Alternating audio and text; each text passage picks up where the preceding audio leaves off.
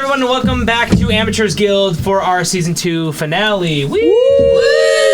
Alright, shut up!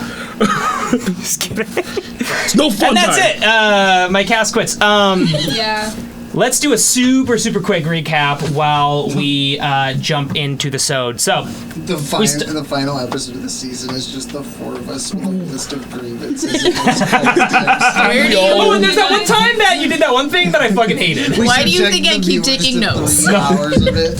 It's just no, it's just mistakes. like Cole sucks. You've been really railroading me, man. Like, you don't let me get hit points by eating bugs that we find in the dirt. There's protein.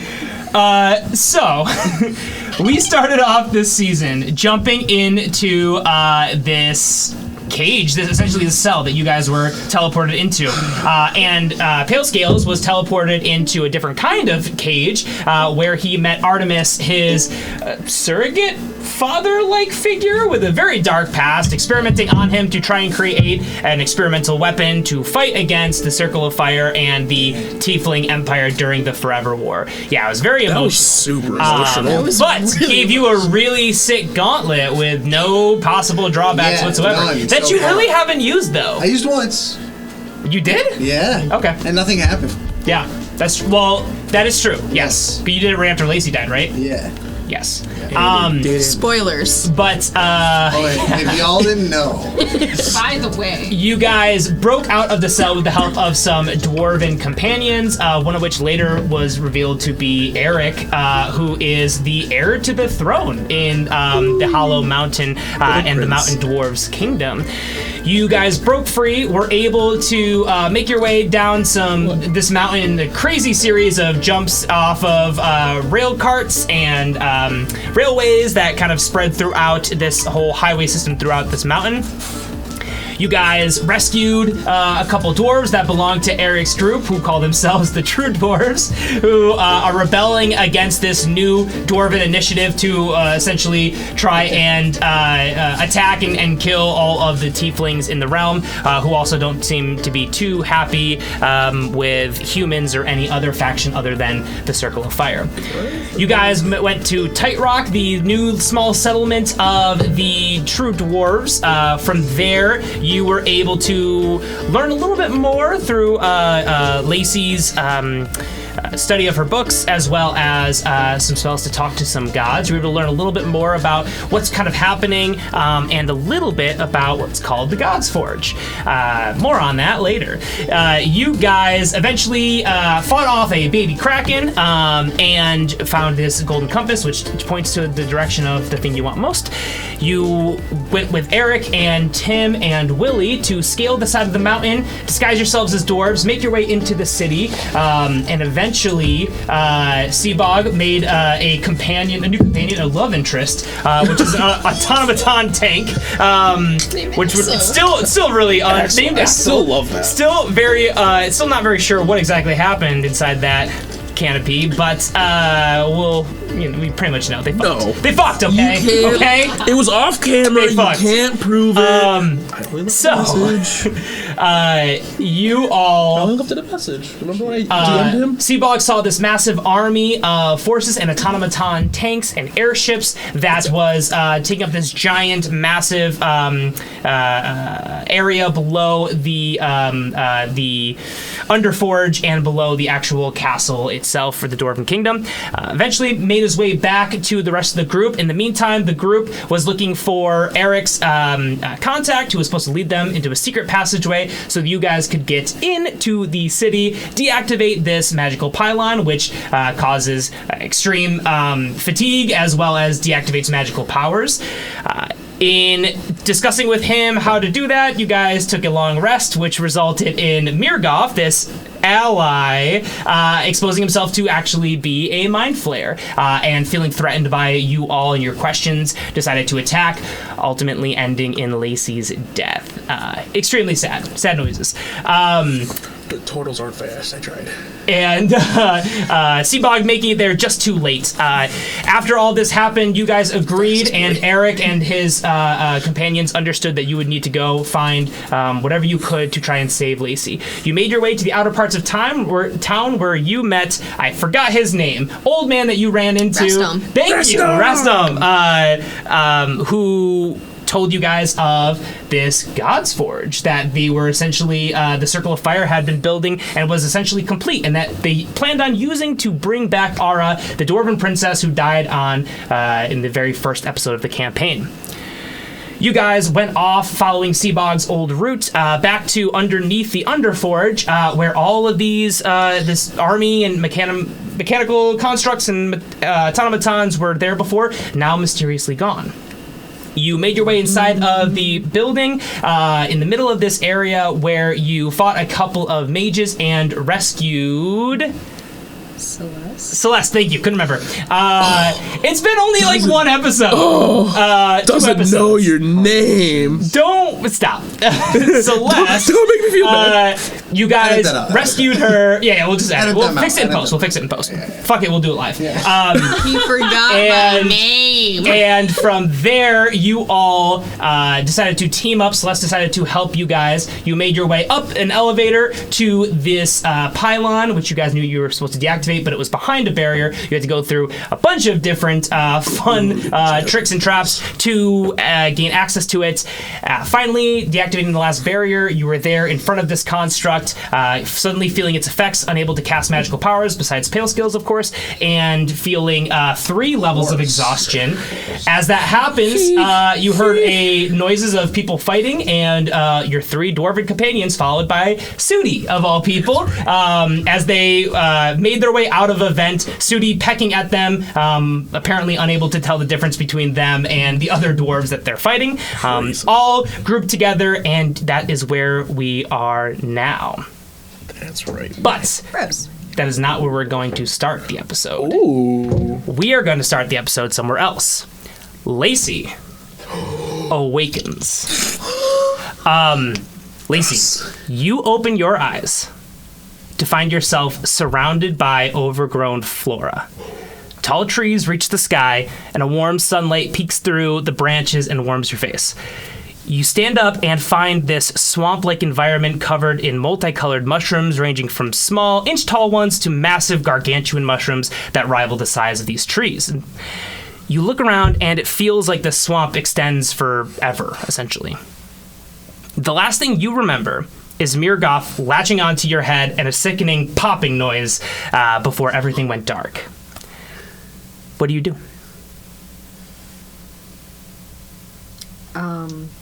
I grab the emerald around my neck and I close my eyes real quick and I try to think of home. What do you consider to be home? The little hut that I grew up in with my mom, my dad, my little brother, and my grandma. This memory washes over you like a warm breeze. You remember the great times you had with your family before everything had changed. You remember all of these wonderful moments, this beautiful relationship you had with them before you set on your journey and eventually met your friends. You can hear laughter coming from deeper inside the swamp. It seems to kind of happen from any direction. I'm gonna call out and just say, is anyone there? You don't hear anything, you just hear laughter in the far distance. There's no singular direction the laughter's coming from? No, it seems like it's pretty much any direction. Okay. It's kind of surrounding you almost.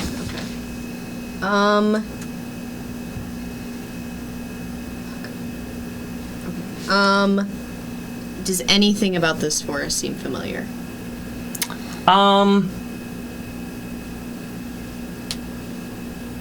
No. I'm just gonna twirl around real quick. Okay.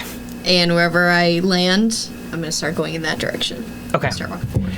You start walking forward. As you head in this direction, eventually, the trees start clearing, and you come across this small little clearing with a cabin. The small little hut in the middle of it. Give me a history check with advantage.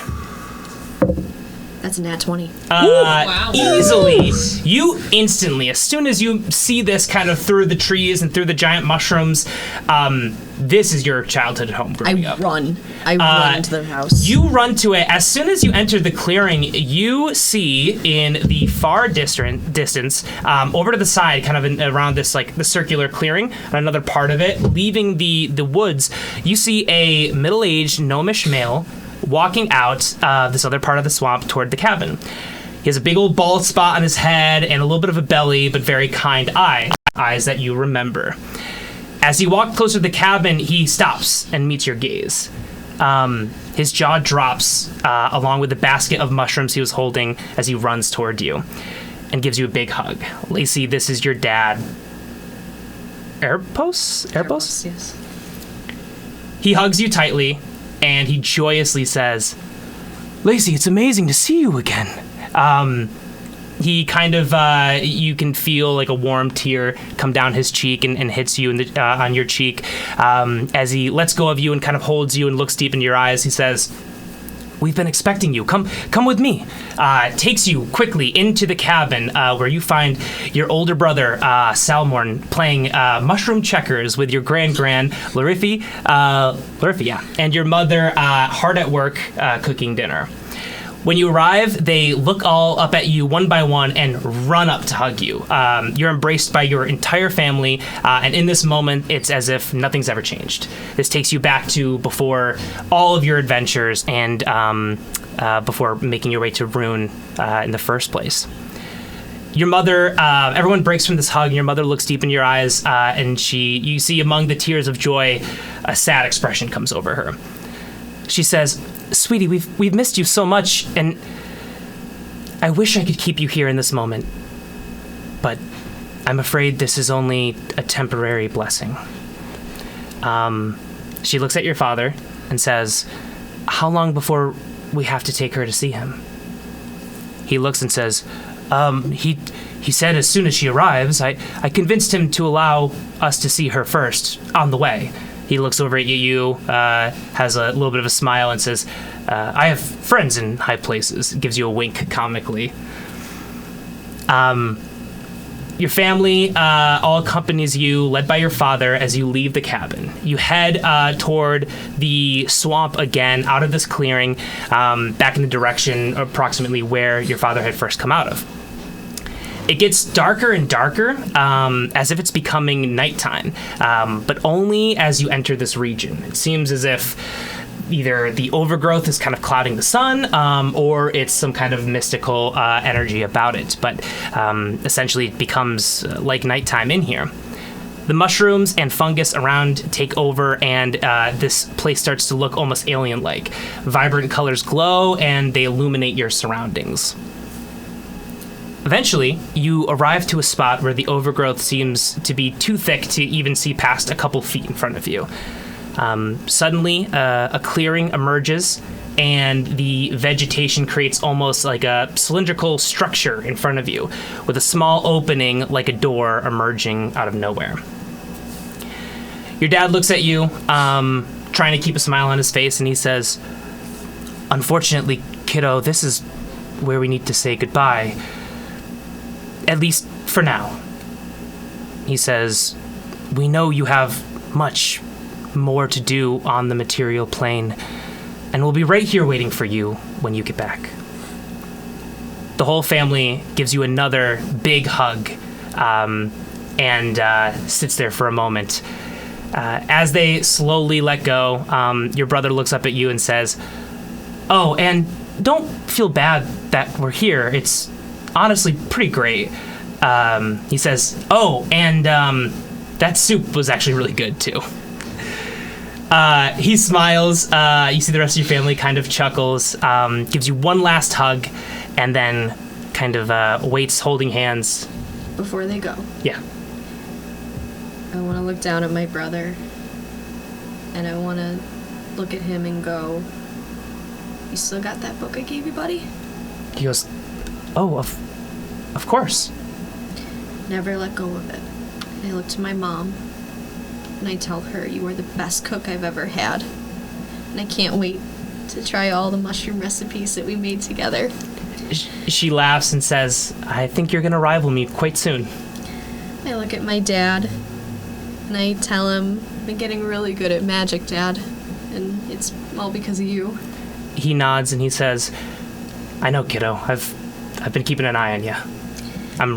We're all really proud of you. And I look at my grandma, the matriarch of everyone, and I take out the emerald that's underneath my shirt, and I show her and I say, I never forgot you, and you are still the most important thing guiding my way. She goes over to you, kind of holds your hand, and just says, you're the most important thing to us. And we can't wait to see what more amazing things you're going to do. I look at them all and I say, I'm so sorry, but I'm so happy that you're happy. They nod. Everyone's crying, happily smiling. They say, it's not goodbye, it's we'll see you later. And they kind of hold hands and just wait with you as long as you like to. And eventually you enter this doorway behind you. I make one last sticker that is a silhouette of the 5 of us together. And I put it each on their lapels, and I turn around and I enter the door. They smile, kind of laugh, and you enter this doorway. You step in, and this kind of pseudopod-like room essentially like slowly closes behind you. It's now very well lit with this kind of like evening haze kind of look, and you see just kind of spores kind of sprinkling around, and like almost like a beautiful kind of snowfall. But it is much more clear in this area where you can like walk around. You see one enormous mushroom in front of you. Its roots spread deep into the ground and all around you. It really feels as if this is the epicenter of this entire swamp world. You're kind of overtaken by this massive arcane energy. A big face emerges from the mushroom as Silofer, the Spore Lord himself, greets you. He says, your time on the material plane has been cut short, and yet you still have more spores to spread, my daughter. I take a knee, and I take off my cap, and I bow to him, and I say, Silofer, I have dedicated my life to you. My family has perished because of it. But I will do everything in my power to make sure that the light that they wanted me to put into this world never goes out. You see, he kind of chuckles. He says, but your family lives on. They live here with me forever, where one day you'll be with me. You see kind of like roots, almost like this sporous roots kind of surround you and pick you back up. And he says, and you are a part of me. There's no need to kneel. He says, your time has been cut short, but darkness spreads over Angea. He says, I'm afraid the worst is yet to come.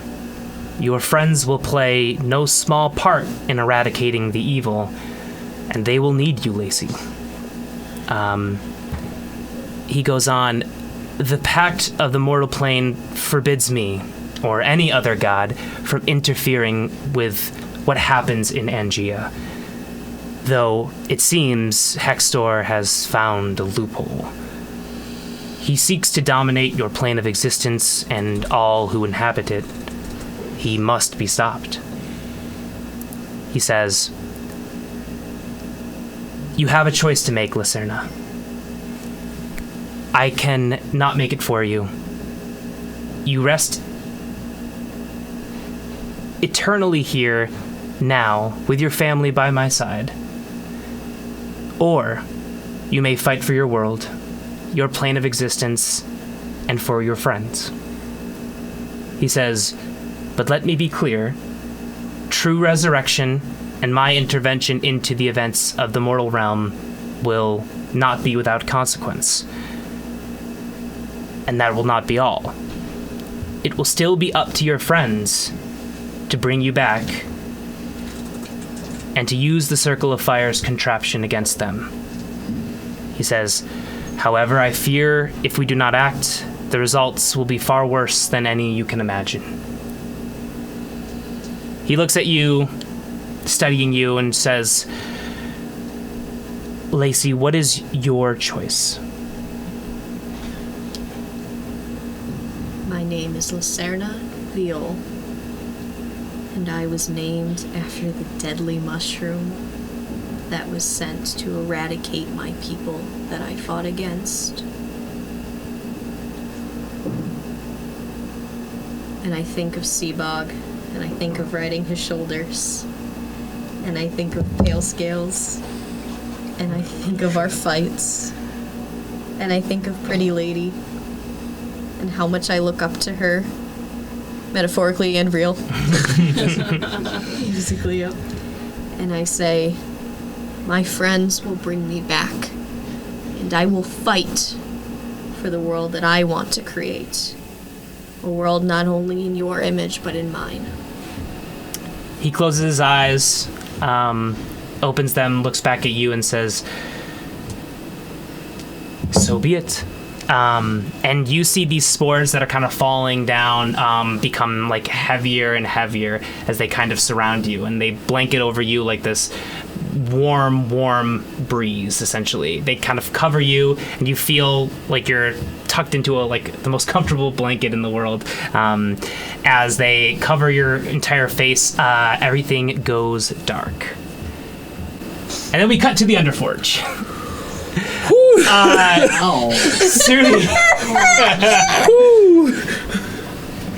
Sudi just goes.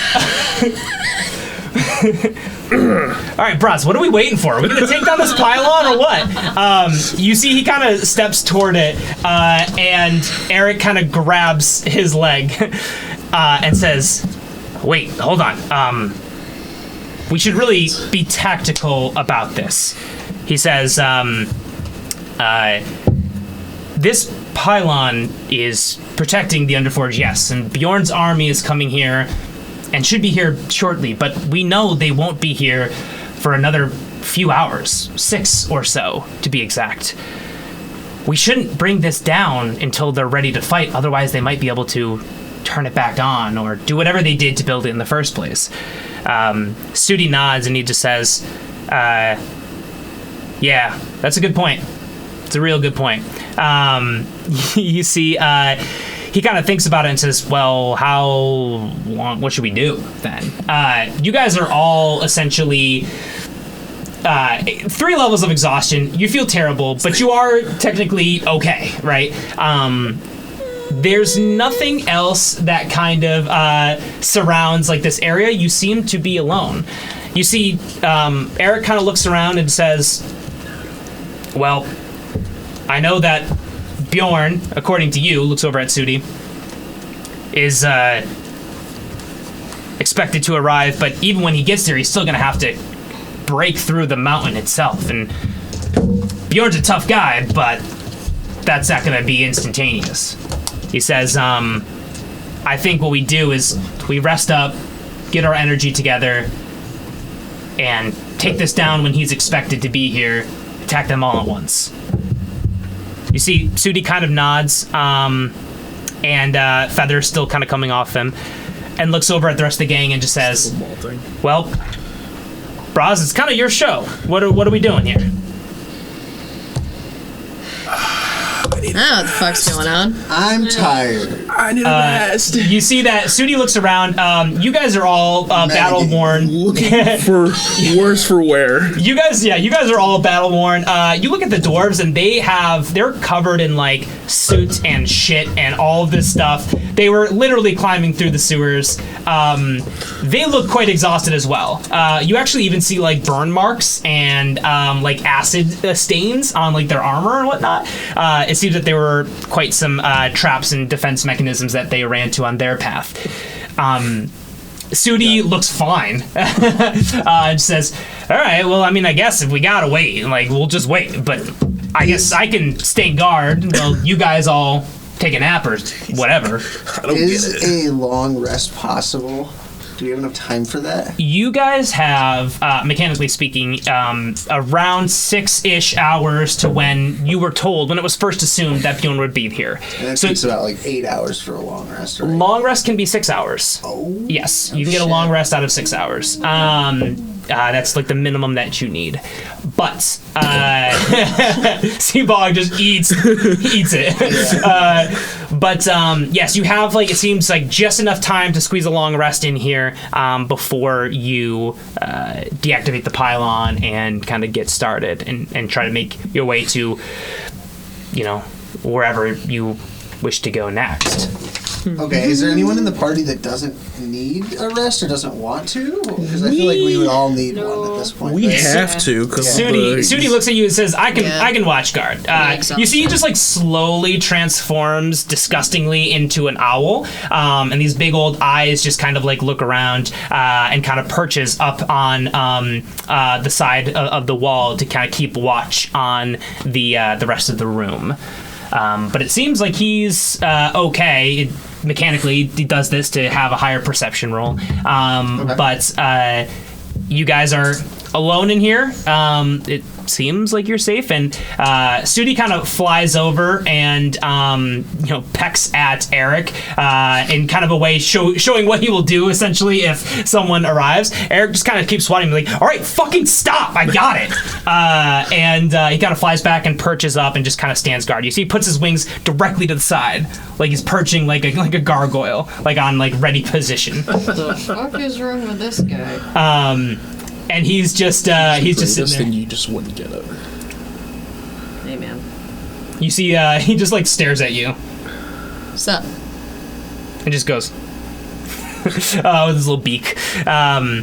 So he perches there and just kind of waits. And you see that Eric, Willie, and Tim all start to kind of make this space as comfortable as possible, feeling very exhausted but still able to rest and essentially start to sleep.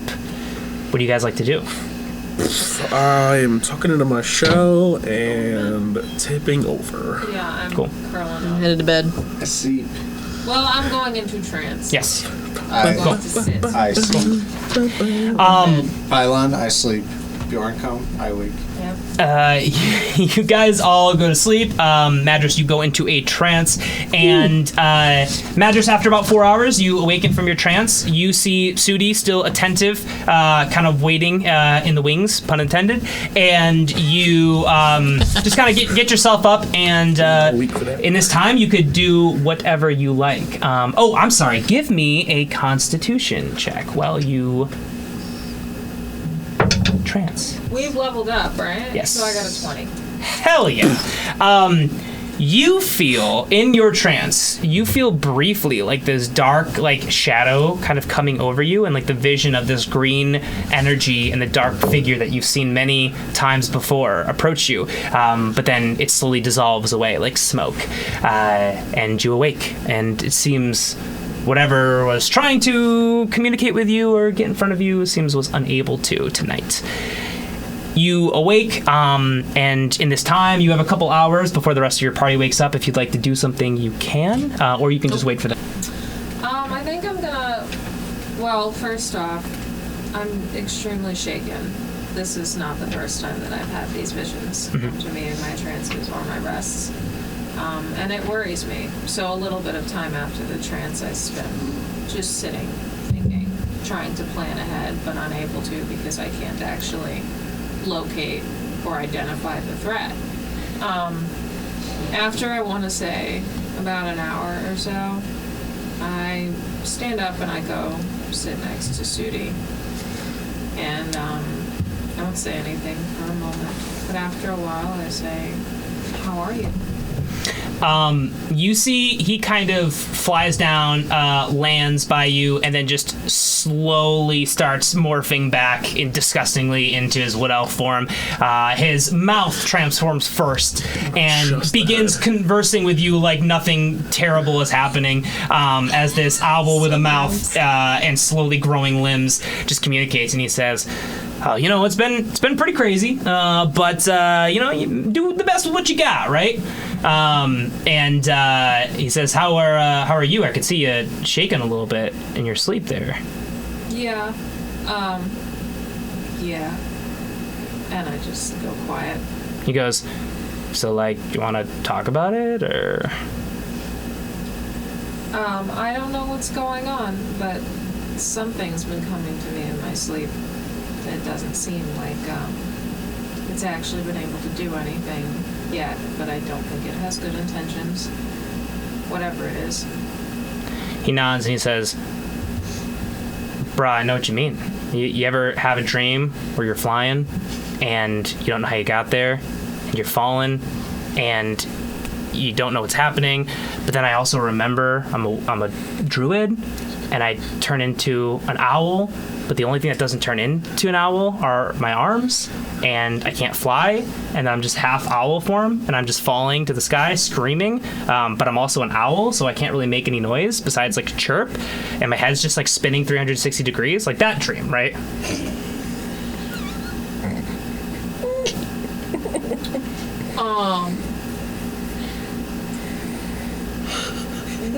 Kind of. Pale Scales in his sleep screams, "I don't want to be an owl anymore! I don't get here!" I fucking feel you, bro. If you improv'd that, 10 out of 10, man. That was fully scripted, but your whole scene was just completely made up. Oh, fuck yeah! Completely made up. But you see, Sudi just slowly getting back into normal shape. He has one arm, one wing. He takes the wing and puts it on your shoulder and just kind of pats. And he says, "Hey, we're gonna get through this together, right? Two elves against the world, am I right?" 2 elves and a few others, I guess. Yeah, and everybody else. All these other weird-looking elves. Yep. He nods. He says. All the other weird elves. He says, yeah, all the other weird elves. And you know what? And that Lacey too.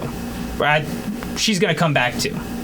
I know shit happened, but we're gonna get her back. We're gonna find a way. I've seen some crazy shit. I'm still half owl right now. If I can do this shit fucking a mile per hour, we can find a way to bring her back.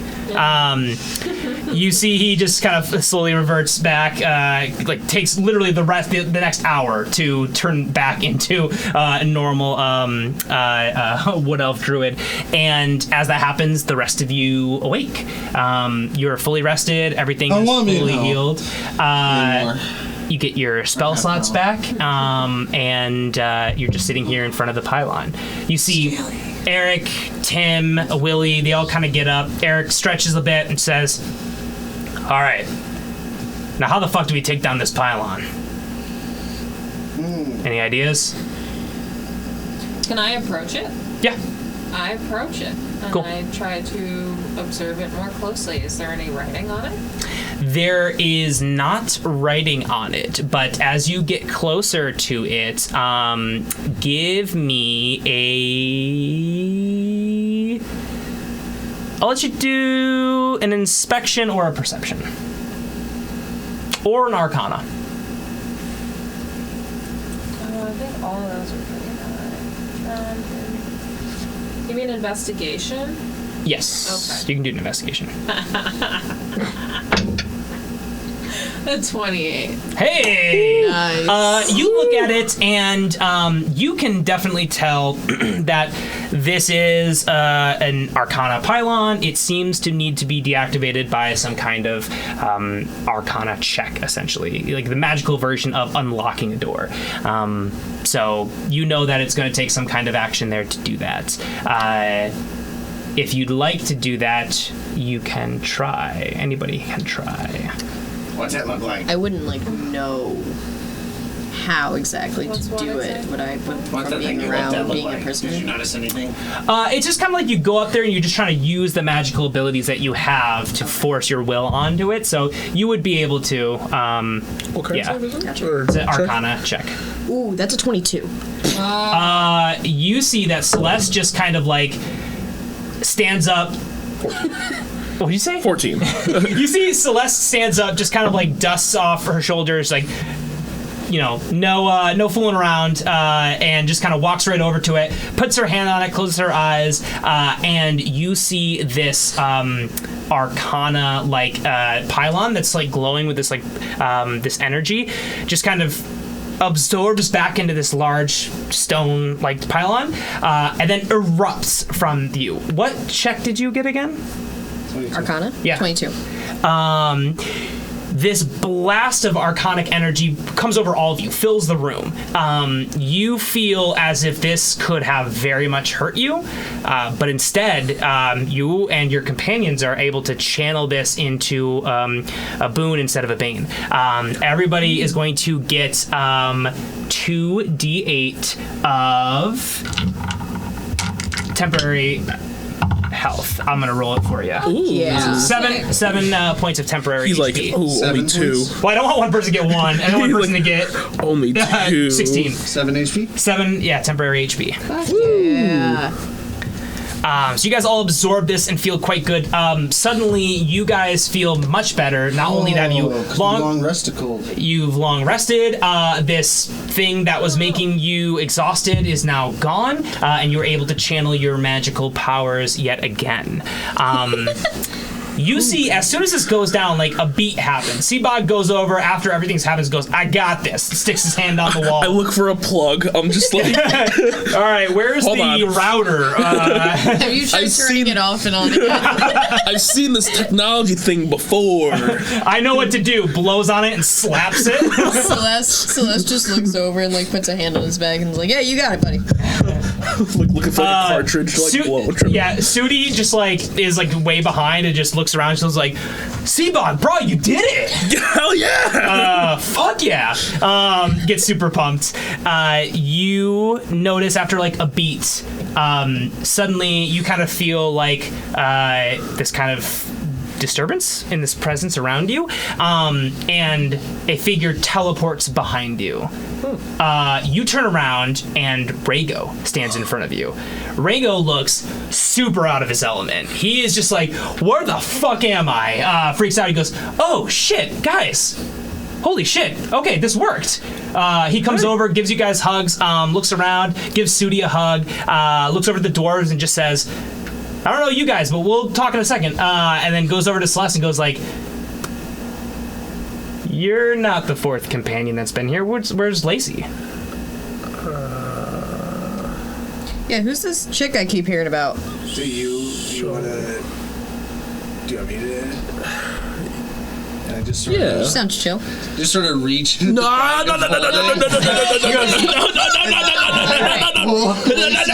Both I and Seabog are like Jesus. fighting Just again. have like a gray body, Lacey with like the head like ripped open, blood and gray matter everywhere. You just see like he goes over and goes, "Oh fuck, dude, stop, put it back, put it back." All right, easy. Celeste throws up. Rhaego throws up. You see Sudi throws up. Everyone starts throwing up. Eric is just sitting there, no nonsense, just like, okay. "All right, are we fucking done now? Like, she's dead. We're gonna try and bring her back, but we have to fucking handle the matter at hand here first." He goes, "Shut the fuck up." And you see Rhaego just goes, "Jesus Christ, what happened?" I don't know the full story, actually. I suppose you could say we asked too many questions. Eric looks over and he says, "It was a mind flare." Rhaego goes, "A mind flare? Here? That's completely unheard of. Eric goes, yeah, we know. It's a whole thing. Let's fucking deal with the thing at hand first, and then we'll figure out this whole other charade. I hadn't heard of it.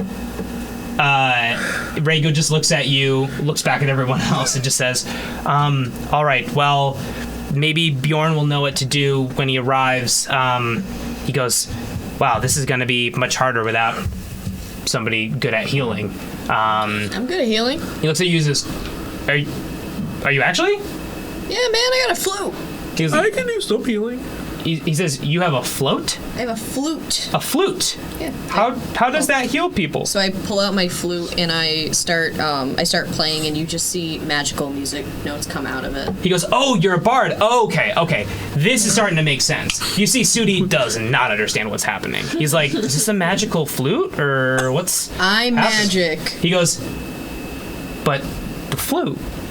Yeah, I don't get it man. either. He goes, Don't you use something for your powers? he goes, okay. He's like, yeah, I get it. Totally. Wait. So Sudi not like me? Sudi, give me an insight check on Sudi. God! 12. Sudi doesn't know what the fuck is going on. You see that Sudi, He's like, what do you mean you don't- thing for magic? you get the feeling that, like, yeah, maybe he's got like an issue with you, but with a 12, it's like you're starting to you can't really tell if he has an issue with you or if he just completely doesn't understand what a bard is. Or, for that matter, maybe a water genasi. He just seems maybe not very. Just because he doesn't know what you are. He doesn't seems make him maybe just racist. not very knowledgeable. he's seen you before and didn't inform himself. Rhaego looks over at you and kind of by your expression just goes, don't take it personally. It took him forever to understand what a human was when we first met. He's been around humans his whole life. You do quiet screams into a stick, and that's how you heal people? I look over Sudi and I'm like, I can make you find out real quick. He goes, why does she hate me? I don't hate you, man. Rhaego Leave just him says, alone. Rhaego looks at you and just says, do you hate Sudi? No, I don't hate anyone. He goes, okay. Eric just like pops up and goes, everyone shut the fuck up. We have a situation here. She has been a help to you guys, I'm sure. She seems cool.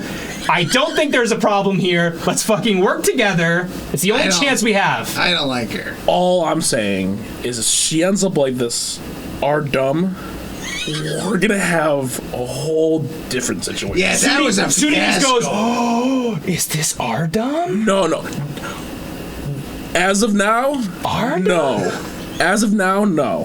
He goes, that guy fucked us. Yeah. Yeah. I'm not trying to fuck you. He goes, are you trying to fuck me? I'm not trying to fuck you. It's like, he looks over at Rhaego, he's like, I think this is Ardum, dude. I think she's gonna try to kill us, bruh. Rhaego just like puts his hand on his shoulder and just says, walks over to Eric and just says, all right, let's fucking do this. We have to find a way to stop the Circle of Fire. He looks over at the rest of you and says, okay, so Bjorn was trying to teleport me here to wherever you guys were nonstop, and our hope was that as soon as the pylon got deactivated, if you were able to, the magical would go through. The magical abilities would go through, and I'd be able to teleport. And he just says, so it seems. Yeah, you're welcome. It seems Bjorn was right. He goes, "Thank you, Seabog, for accomplishing Bro. this." Here for you. Sudi just gives you a nod, like. Sudi daps you up. Yeah. You see, Bjorn. How do you make a screamy stick like that? Rhaego looks back at the group and says, Bjorn was ready to teleport me here as soon as the shield went down. They're almost to the mountain. He's like, but there is more. He says, what do you guys know about the God's Forge? You son of a bitch. He's like, are you Pale Scales? Yes, you can just speak. I don't know anything about the God's Forge. Fuck. So honestly, Seabog, go. honestly, Lacey's the one that knew just about anything we needed. Let me ask her. But Please don't take it out of that. but as far as I know, it has the ability to revive someone. He nods. He says, you're not wrong. He says, The God's Forge was believed to be a failed experiment during the Forever War. He says the Circle of Fire is looking to rebuild it here in the Hollow Mountain. They're doing it now. You can hear them in the Hollow Mountain. The funny thing is, I don't even know if that'll be picked up by the Thuds microphones. of their hammers echo through these halls. I hope it did. You see, Rhaego looks back at you and says, Bjorn thinks that they figured this out and that it's been built, that it's ready, and they're going to use it. He says, the Forge possesses the power to summon a god to the material plane. But not only that, he says it can also use the power of a god to forge something. It is essentially the fuel. He says it can make a weapon or even a body. He says Bjorn thinks that's what's happening here. We think Hextor is trying to summon a god and rip their power from them to become the strongest being on this plane. We need to stop that from happening. We could make a big Lacey. He nods. He says, or maybe bring her back. Big one. I don't know enough about the God's Forge, but I feel like that's wrong. Will she bring be her back forged the into a long god? way. Will she be forged into a god? He says, bring her back the I have long way. no idea what's going to happen. Lacey god? 7 foot long. I don't know how this works. Bjorn has been quite reluctant to tell me anything more. He says, but this was when I came to Ruin to ask for reinforcements for the Tiefling village. That was when he pulled me in and let me know about all this information. Since then, his theories have proven to be true. The Circle of Fire is using the dwarves to enact some kind of revenge and bring back their god, this Hextor, and essentially try and take over Angea. As this happens, and he kind of says this, you guys hear the ceiling kind of vibrate and shake. And suddenly, you see cracks forming all over the ceiling as it kind of breaks apart and starts to fall for a brief second, and then kind of slows. You see then it kind of rotates into a circular fashion and creates this spiral stone staircase leading directly down to where you guys are. You see Rhaego looks, or Eric looks at the rest of you and says, well, it seems we're expected. Not sure by who, but we may have lost the element of surprise here with this pylon. Do you think they've seen all of us? He says, I'm not sure what they know or what they don't know, but chances are they probably know that their prized pylon is deactivated, so they definitely know where it is. I can't imagine Bjorn's able to create this from however far away he is. Rhaego shakes his head and says, I don't think so. So is this a mechanical staircase that's formed, or is this magical that's done this to the ceiling? You see it's some kind of... Well, give me a perception check. Everybody can go ahead and give me a perception check. That one. That's not going to be good. It's not going to be nat 1 good. Perception. I believe I'm a perceptive boy. Yeah, my perception 10. is 5. 12. 3, 15, 16. All right, you guys aren't really sure. It definitely seems to be magical of some sort. Seabog, you look at this and you're like, this is definitely done by some kind of powerful, wizard or sorcerer or something, and this doesn't seem to be... Mechanical, It seems anyway. it doesn't seem to be mechanical. It seems to be completely arcane and magical, done very explicitly. Mm-hmm. Like you feel like chances are somebody is inviting you up. Alright, so it would be worth to cast him. I vibe check the staircase. How do I feel about it? Give me a vibe roll. Roll. 2. You can't get a vibe. No on it. vibe check. No vibe. Sudi does the same. I can't get a read on these stairs. Sudi's like, what are these stairs, man? It's just like the dark. Bruh, what are these stairs, bruh? It's like I can't get a read on it. He's like, I don't understand. Do I scream into the stairs? rolled a Is that 20. magic? Yeah, he rolled great. He's got a negative 20 to vibe. He has a plus 20 to vibe. Sudi doesn't look at the vibe, he is the He has a vibe. 40 to vibe, but a negative 40 to vibe check. There's no way of like understanding what the situation is. You see, The room after. Eric kind of like still, dons his armor, his weapons. Tim and Rhaego and Willie all do the same. They say, Eric says, well, whatever it is, we don't have time on our side. I think we have to make moves and do this as a unit. Let go. He nods. Oh, hold on. They might not know how many of us there are. Would it be beneficial for some of us to not be able to be seen? I mean, they don't really know me. So I can go invisible. Depending on who it is, they might know you the most. You've been here for how long now? As a slave? Like a month. Doing their most important work? What's her lot of what's her maybe. tune here? You, the nasty, mean, quiet one. You look like other people before. I don't know about I don't that. know about looking like someone else. I was just thinking Going not being invisible. seen. Can you do that? No. I can make myself look like your little friend. Give me a perception check, everyone. 17. 22. 21. Less than that. 21. 19. 15. What'd you get, Pale Scales? 17. Pale Scales and Seabog, you can hear, like, movement upstairs. Sounds like a lot of people. Madras and Celeste, you listen and you hear movement, but you can also perceive that it is kind of like this excited movement, like something you'd hear at like in the streets of like Rune or like some kind of event. You hear like the very brief whisperings of like dwarves, and it sounds like you're not hearing guards, you're hearing like civilians. I go halfway up the staircase.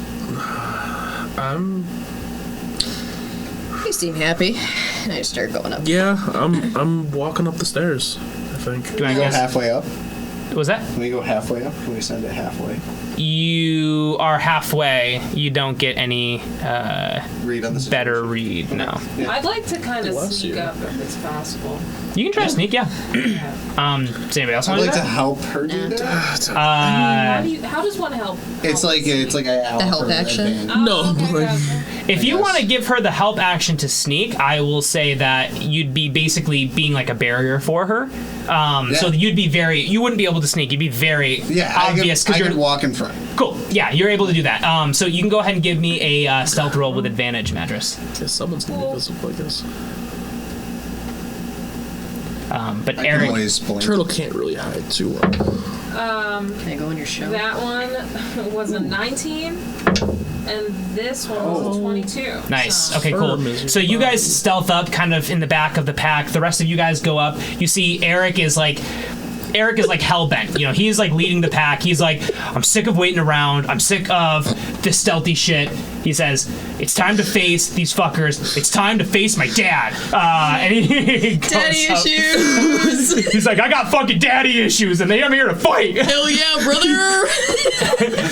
Yeah. He goes, yeah, sure, quick. And he looks at you and goes, you remind me of someone else, and just keeps running up. Oh, that's so painful. Everyone, give me a perception check as you go up the stairs. Bro. I feel like everyone I know. but Celeste just What? took psychic damage. Yeah, every 14. Us in You real lose your life, temporary though, HP like, from yeah. that. Your temporary boost. What was it? This is a perception. I didn't perceive shit. This is so inconsequential. What did you That get? one. 14. Madras, you're the only one who sees as you kind of like, lead the back of the pack. You just see one dwarven tear on the ground on the stairwell. So inconsequential is for flavor. You guys make your way up. With my nat 1, I turn to Eric and I go, You dads are the best. Never had one, but it seemed great. You guys make your way. You guys make your way up this very tall stairwell that kind of like winds around the room, and you guys are going up like multiple stories here. As you make your way to the very top, you see that the stairwell leads directly into a large, like, celebratory, like, throne room. You see that there are, like, decorations all around, and most importantly, excited civilians, like, litter this entire room. Dwarves, all, like, running around, moving around you, behind you. This stairwell has essentially made, like, this opening in the ground. You guys walk up, and, like, some dwarves are kind of like, what the fuck? But at the same time, they're just, like, they seem, like, so excited about whatever's happening, what they're like moving toward. They fill this large, massive, like rectangular room. You hear murmurs of dwarves saying, "The princess is coming back. The princess is coming back." Some people saying they're bringing Ara back to life. So everyone seems to be trying to like move forward and get like a really good seat here, essentially. The throne room fills as the Dwarven King makes an appearance on top of this elevated throne. He steps on top. You see this short, but tough, sinewy, older dwarf kind of approach the top of this throne. You see that he looks old. He looks old and fragile. Go ahead and give me an insight. I'm gonna do one for Eric as well. God dang it. 6. 14. 12. 11. What'd you get? 6. What'd you get? 14.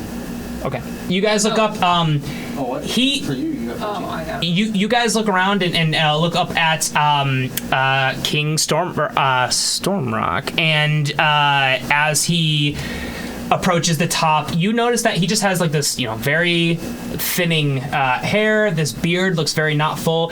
You've never seen the king yourselves, but this does not feel like the Dwarven King that you've heard about. He's kind of come across as like hard-headed and headstrong, but he also didn't seem like he was very old. You never heard anything about him being like a very old man or anything. So that seems very strange to you. But you see as he gets to the top of the throne, there's all this chatter. Everyone's excited, all this stuff. You also see, of course, near the end of the room where the throne is, you see guards, of course, the traditional dwarven guards and all that stuff. He gets on top, kind of raises his hand, and like the audience kind of comes down to a murmur. He says, "My fellow dwarves, this is a momentous occasion. Today we bring back the crown jewel of the mountain dwarves, my beautiful daughter Ara." The crowd goes crazy, starts cheering. You can see, just people kind of like losing their shit. Everyone's been like waiting for this apparently forever. He says, "Only weeks ago, she was taken from us, murdered in cold blood by the Tiefling menace and their sympathizers. But now, with the help of our friends in the Circle of Fire, all of that can be undone. We will bring Ara back to life and begin a new era for the dwarves and the Circle of Fire as we claim vengeance for these grievances. With Ara reborn, we will take arms to the humans in ruin, to the elves in their forests and islands, and above all else, erase the Tieflings from Angea permanently." He looks over to like the side of the room where there's like a doorway. He says, "Archmage, begin the resurrection." You see this tall, thin figure walk in. The Archmage of the Circle of Fire strides into the throne room and walks basically in front of where the king is elevated. He dons black robes and armor, hides his features, a large like metal helmet, almost skeletal-ish looking, but very long. Think like Sauron, very tall kind of helmet that covers all of his expressions and features. He looks lanky and stands out about 10 feet tall. Madras, you recognize him. Give me what? Dangerous. Give me an Arcana or a History or an Insight. Okay, that one was just a 13. Okay, that one's a 23. Nice. Madras, you're looking at him and you're like, I know this person from somewhere. It's Fiend. Suddenly, it dawns upon you. This is the dark figure that has tormented your dreams. But you also know him from somewhere else, from longer ago. Something about before you were captured. And it brings you back to that scene that you are slowly remembering of your home when you were under attack. And that's all you remember right now. Dwarven guards bring out a body wrapped in blankets. And they uncover it as it reaches the middle of the room. You guys see the Archmage lifts his hands in the air. You see darkness like fill the room. Like a black fog almost kind of like creeps in and kind of is all over the ceiling of this massive throne room. And it kind of covers it. You can't even see like the arches and dwarven architecture that kind of covers it. Like the ceiling is just black. The floorboards near the end of the room start to break apart and open, and a massive bronze forge emerges with arcane symbols and gems all littered across the outside of it. This massive forge, giant circle built into the ground, seems to be the same metal and clockwork contraptions that you've seen all over the Hollow Mountain, but that you've also seen all over Rune. Breaks out of the ground and kind of elevates to take the place of the floorboards that have broke apart. It glows with this arcane power as it surges, and you see these dwarven guards uncover the body of Ara, lifeless, cold, gray. They bring her over this forge. And you can see like the inside of it, instead of being like fiery embers and burning coals, it's just this black abyss. They put the body over and drop it in. You don't see her it almost looks like it's like a black liquid, but as it goes in, it just disappears. You don't hear a splash, you don't see water, it just kind of disappears. You see that this forge just starts to shake the entire room. It feels like the mountain itself is shaking as this arcana glow starts to become more pronounced, more vibrant. You guys see these clockwork mechanical roots that you've seen all over both the Hollow Mountain and Rune kind of emerge from it, kind of spreading like a weed in fast motion all from out the forge as it glows with power. You see this bright golden light shoot from the forge as you feel this massive surge of power. As this happens, a being appears, this massive being, this huge 20-foot tall, strong, dwarf-like figure appears with light armor, wielding some sort of hammer, and this dwarvish features with this long, thick beard and thick white hair emerges. Give me a religion check, everyone. What's next? 14. Rolling good to impale skills. 15. Oh, real good. Okay. Say 8. What's Hextor? You said religion? Yeah. 1? Oh my god. Who got the highest one here? With what? 15. You see this figure. You don't recognize him, but you get the feeling that this is a force for good. This seems to be a god of some sort of good alignment that looks very, very dwarvish.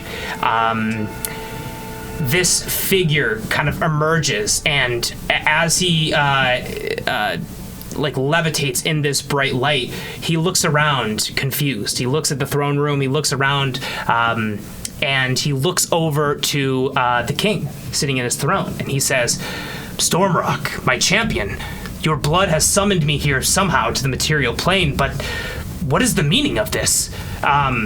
You guys look at Stormrock, and he looks terrified and ashamed. As this happens, the black shadow from the ceiling starts to kind of like seep down and kind of gets to the ground behind the forge, behind this god, as it animates into some sort of being. You see coming together behind this god's back, this figure, a black specter that looks like it's made out of black flames, raises its arm, which seems to be the only part of him that looks different. At the shoulder, this black flame-like being with very little features, no facial expressions whatsoever, but looking humanoid. You see at the shoulder, the black flames stop, and like a bronze gold mechanical clockwork arm appears. This looks to be the same material and origin of whatever covers the hollow mountain and ruin like weeds, similar also to the God's Forge. The Spectre grabs Moradin, catching him off guard, and slams him into the ground. You see the hammer of Moradin disappears. As that happens, you see him pull this body, this god's body, over the forge, and he's kind of holding himself out, trying to stop himself from going in. As that happens, from the doorways, you see Circle of Fire mages enter the room, and they start casting spells that seem to be restraining this god as he's trying to stop himself from being forced into this forge. He yells in rage, trying to fight back. This specter figure is trying to shove him into the forge, while these mages are kind of holding and binding his limbs. The Archmage turns around as dwarven civilians run and start cowering, screaming, not sure what's happening. And as they're running, you hear people yelling, like, that's Moradin, Moradin's here. They're trying to kill Moradin. As they run from the room, they're fleeing. The Archmage casts a massive arcane barrier, very similar to the ones that you saw protecting the pylon, and it kind of shields Moradin and this black specter from the rest of the room. The Archmage turns back and looks at all of you. He says, "And if it isn't the Tiefling sympathizers, it seems you made a couple of friends." Looks over at the dwarves and Rhaego and also you, Celeste, as well as Sudi. He says, one of which not by accident. And he looks over and makes eye contact with you, Madras. He says, as always, you appear to arrive to the scene just seconds too late. He says, Hextor will use Moradin's godhood to restore his own and conquer the realm. Not even Bjorn can save you now. As this happens, you see guards who have already been in the room just kind of line up. They kind of eye at you as you guys are the only people left in this room, as civilians still tend to run out the back. You also see guards litter the top of the balconies that exist in this room with crossbows, as well as these guards with spears in front of you. He looks at you, the Archmage, and says, I'll be sympathetic. Now that you've witnessed this power and all of its awe, you surely can't believe you have a chance. If you wish to ally yourselves with us, I'll listen to your pleas now.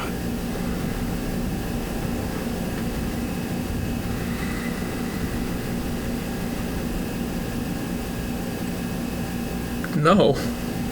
He nods and says, I wasn't surprised that you would say that, Seabog. He looks over at Madras and says, what about you, Madras? Why not come home? You're not my home. He says, I have been for many years. No. He nods and says, well, sure, I don't have any chance of convincing you. It looks over at Eric. Eric is like gripping his axe as hard as he can, and Eric just doesn't even say anything, just starts running forward to him as hard as he can. How far is he from us? He's probably like 60 feet. He runs into battle. You see Tim and Eric Tim and Willie look at each other and just go, fuck it, let's do it, and start running in over at this Archmage. Everyone roll initiative. We're gonna fight your dad. It is time. It's time to fight dad. A big bad. I got 12. 19. Cool, damn. Uh-oh. Uh-oh, SpaghettiOs. Uh-oh, initiative time. Don't do so good on initiative. I got 12. Hey. Oh. You beat me to it, though. What'd you get, Madras? 12. What'd you get, Pillskills? 12, both of you? You get 12 also? Yeah. Wow. Fight to the You're death. rolling like shit. Listen, dude, I got all my good rolls out earlier. Yeah. Seabog, what'd you get? 15. 15, okay. Wait, what's your initiative? 19. Oh, yeah, she's doing great. Yeah. I did all the good rolls earlier. I rolled all my 18s, 19s, I and haven't 20s really rolled early. this since Lacey died. Yeah. Yeah. And rolled a nat 20. It's fate, dude. It's time. Yeah.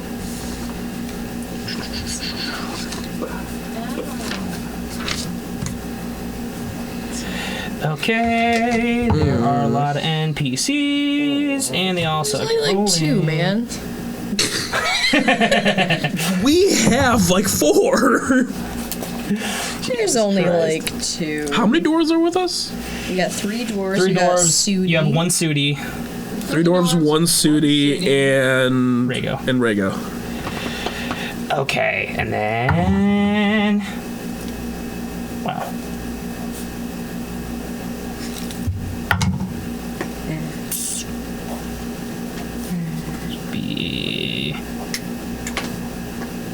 Okay. With initiative 23, that would be the Archmage. You see, it's almost like he's powerful or something. It's crazy. Isn't That's it weird? that's where he stat dumped though. Get He fucked. stat dumped into. Yeah. We're changing the episode. Very nice. Okay, so this is how this battle is going to work. Bjorn will arrive in a number of turns that I've pre-rolled. You see the 4 dwarven guards with spears as they kind of surround you in front of you. The crossbow guards are at the very top in these balconies. There are 4 of them total, 2 on one side and 2 on the other side. You see 8 mages that are surrounding Moradin and this Spector figure, which you now know to be Hextor, and the Archmage stands facing you. The Archmage is casting this massive barrier to try and not let anything stop what's happening there from happening.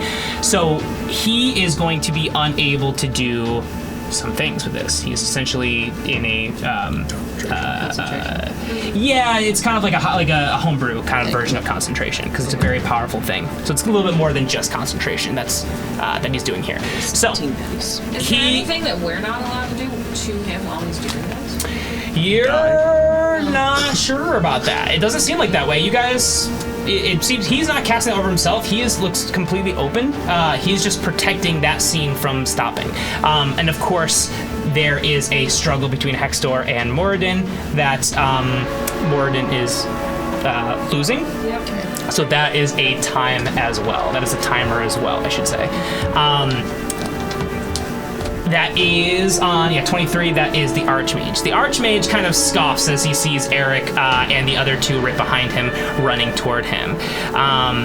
You see that he laughs and he is going to cast Fireball on them.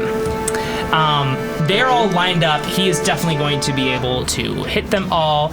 He's going to go ahead and make an attack. They're going to have to make a dexterity saving throw, which I don't think they're going to be able to do very well. That's a 2, 5, 16. Okay. None of them get 9. Not good. That is going to be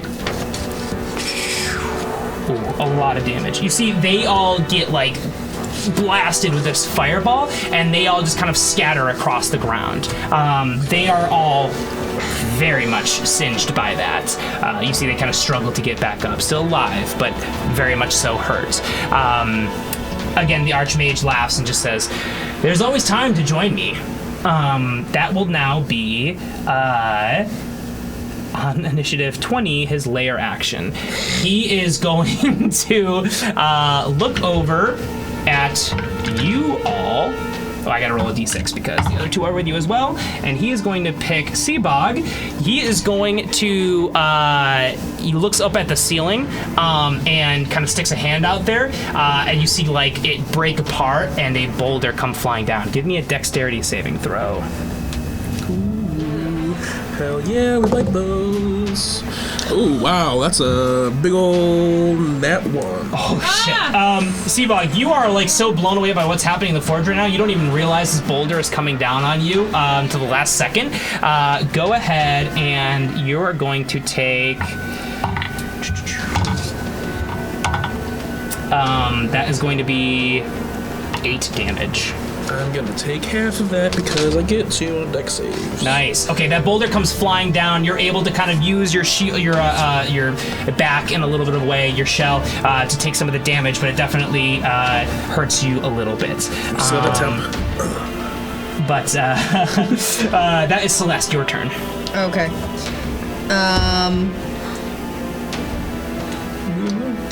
I am going to look over at this Archmage and I'm going to cast Eagle Whip. Cool. So I need him to roll an intelligence saving throw. Sure. That's fine. No, that's what I'm scared about. He goes, "I'm quite well read." He is going to do that. I can't even spell well read. He looks at you and says, "I know." That's an 18. No, fuck, that saves. Okay. Oh, I'm sorry. That's way more than 18. Okay. Fuck off. I'm sorry. Excuse me. Get fucked. Okay. I'm going to... For what it's worth, it was a 25. Okay, fuck off. I'm going to... Season 2 finale, TPK. Shut up. I'm going to look over at Pale Scales and I'm going to just blow a musical note at him and I'm going to give you Bardic Inspiration. So on one of your throws you get to add a D8 to that. Yeah. And then... Sweet. I'm going... Do those sticky screams. Go, toot toot. And then I'm going to, I'm gonna move my 30 feet towards, like on a diagonal, like towards like where the thing is up, but like on a diagonal, like it's away from the Archmage sort of thing. Yes, like where is he?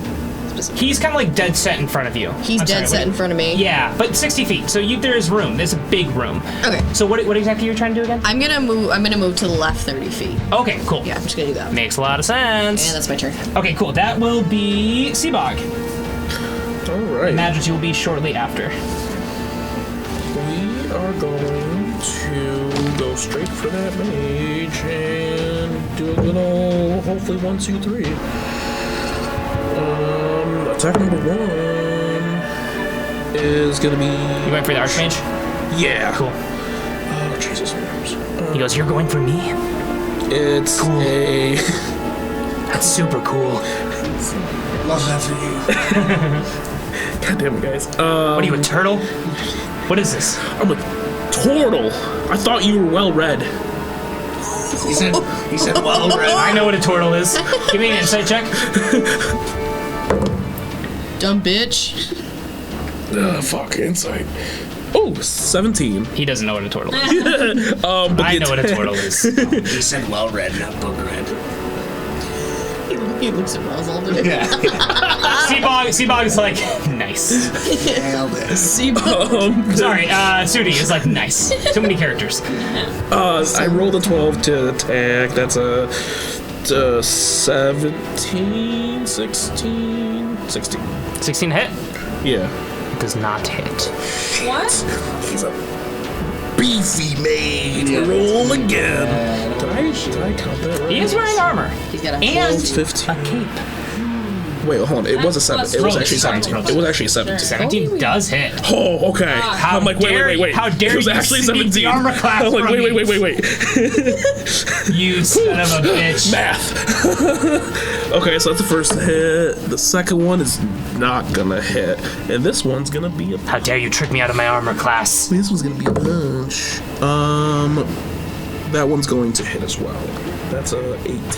No, it doesn't hit. It hits. Better hit. He's just metagaming the whole time. He's smart enough. He's past how- the realm where he can metagame.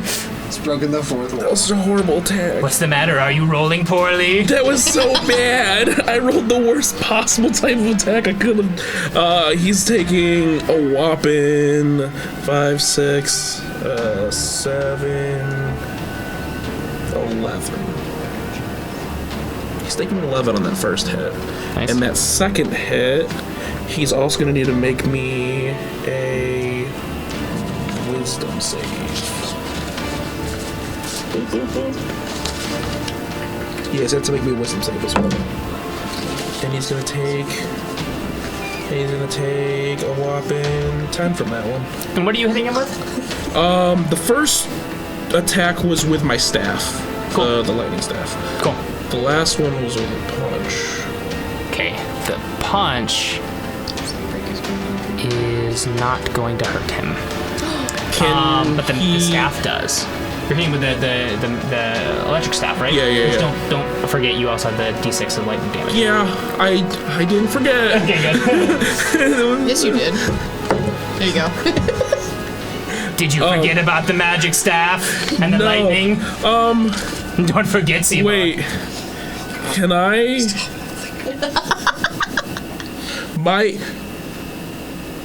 If it matters, my punches are magical. Then it does hurt him.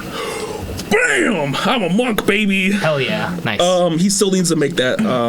What kind of saving throw? It is a. Why does it not want to tell me? Constitution save. Sorry. Okay. That is a 15. I actually don't think that does work. 8 plus my proficiency, which is 11 plus my wisdom. Oh, fuck, it's 14. God damn. Reaction silvery barbs. Roll that again. Oh, doesn't it just make it worse? No. Oh, damn. It's 14. It's a 13. Stun. What was this? What did you do? Stun. It was stunning strike. Wow. He is stunned. What the fuck? What is the language behind stunned? You can't do anything until the end of my next turn. The end of The your next turn? end of the next of your next Fuck. turn. That's Wild. He's gonna use a legendary resistance. Ah, damn. dude. That's cheating. Let's burn him. Yes, it is cheating. That's Let's burn called 'em. being a big bad. Wait, so I actually don't Come know at me, what that is. mattress. Oh, Legendary Oh Yeah. my Can God. someone explain what a legendary is? he says "fuck you," which I get Yes. to not be affected by. But you only- But he gets a limited On amount. a saving throw, that he fails, he can choose to succeed it, and he has a limited amount Got it. Got it. for Depending for on- the entire day, But not per round. But we for the entire burned day. one. So did yeah, burn we gotta one. start burning through these suckers. Pretty good. You gotta get through him either way. Yeah. Yeah. So Yeah, I'm like, it's Not gotta bad. happen sooner or later. Alright. Okay. Hell yeah, that's worth knowing that he has them. I mean, I feel like we Can have. you ignore damage that way? No, it's just saving throws. Okay. is that the rest of your turn, Seabog? I'm gonna cry a little bit inside because he didn't get stunned when he should have. But other than that, yeah. Okay, you see the dwarves with spears kind of run up to you. You're definitely the closest one. They are going to make attacks on you. Reaction to hit one. Okay, cool. You definitely are. You can still Yeah. do things. Unless his AC is like 10. What's your AC again? 20. Okay, one hit so far. That's it, one hit. It's not Okay. going to be very much. It's just 4 damage. 4 damage is like they spear into you. A bunch of just people with spears just going. No! No, my just keep hitting temp! your shell, and then one of them actually gets you for 4 damage. My temp. It's gone. Cool. That will now be Madras. Your turn. Pale Scales, you're on deck. I'm going to use my bow and try to hit one of the archers. Cool. Oh yeah. Make an attack roll. They are. What's your range of your short bow again? 80. You're good. Wait. What does it say on it? It says 80 something else. 80 feet. It says 320. Oh yeah, you're fine. Totally fine. She has 320. That's pretty crazy. I thought it was short. I thought it was short. For a short bow? Long girl. Short She is very long. Short bow. This is and a true. Long girl. This is true. You're not turning. You're smart. Are you sure you don't want to join my side? A short skirt and a long jacket. Yes, I am. That's what the Archmage says to you. Are you sure is it you my don't want to turn? join?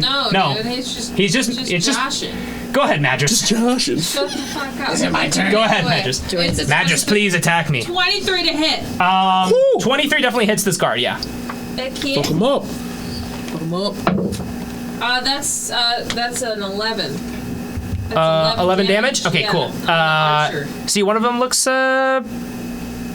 pretty hurt. 11 damage? Yeah. One of them just straight up dies. You just spear one like right through the shoulder.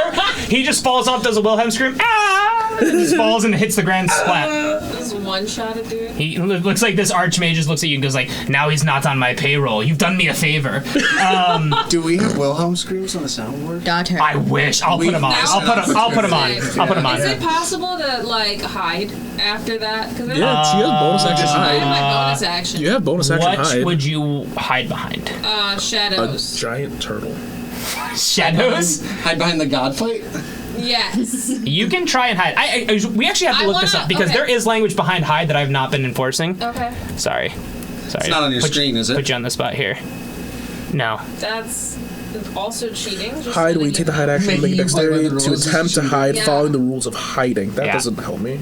Thank you for just making me click to another link. Literally. Yeah, so when you hide, you have to make a dexterity stealth check, basically. Okay. That's what we haven't been doing. Fucking try me. Oh, have we just been letting her hide? That Yeah, we're just letting her makes hide. it better. That's why have it? I knew there was something about you that felt OP. I just didn't know what it was. To be fair, Oh, yeah, you're supposed to be rolling. to be fair, she has a plus 11 to I have that, a so it's plus very 11. hard That's to fine. fail it. You He's know? got quite good Just don't perception. roll a one. Oh, it's against his perception. Yeah. Okay. Yeah, he's got to be. They can try to see you. Wait, I'm sorry. You can't hide from a creature that can clearly see you. Never mind. So you need to find something that you can hide behind. Okay. But there is now You a have boulder. movement. There's now a boulder on the ground that hits Seabog. It You hurt a could little try and bit. hide behind the that. So boulder give me a in stealth check. proximity? Well, yeah, it is. I mean, Never we're mind. all- I'm we gonna all go walk hide around- upstairs. Gonna try to hide behind the boulder. Cool. Give me your stealth. The That's a 23. He's no. 23. Solid. Okay. Boulder. You definitely hide from the guards. It's a rock. Remind me of my son. We've had a SpongeBob reference and an Avatar: The Last Airbender reference with one boulder. With one boulder. Well, I thought you guys It's were not just a boulder. referencing Always Sunny. Oh God, we had that No, one too. I Boulder. haven't lost time into It's Sunny. You guys are great. You really remind me a lot of my sons. I don't got them anymore. What is he? What? You don't know if he sees you or not. But you're behind a boulder. Oh no! That will now be Pale Scales. Your turn. Shit. You want me to join you? If you would like to, Sure. No. give me a Sounds about right. deception. Please. You son of a bitch. Not Stop bad. laughing. It's not. Don't laugh in our presence. All right, Tiger. What's the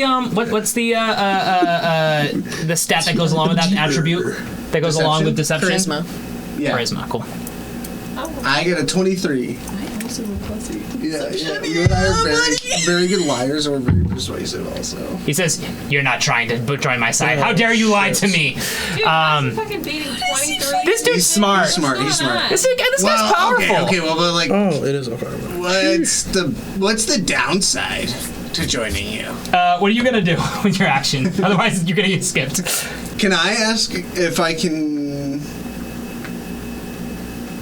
assess whether or not he genuinely wants people to join him, or if he's just being a manipulative fuckhead also? Like, I lied, you know what I Yes. mean? You want to use your action to try and No. get insight? No, I don't want to use my I'll let you do that. If you want to use an action, because you already used an action to try to do.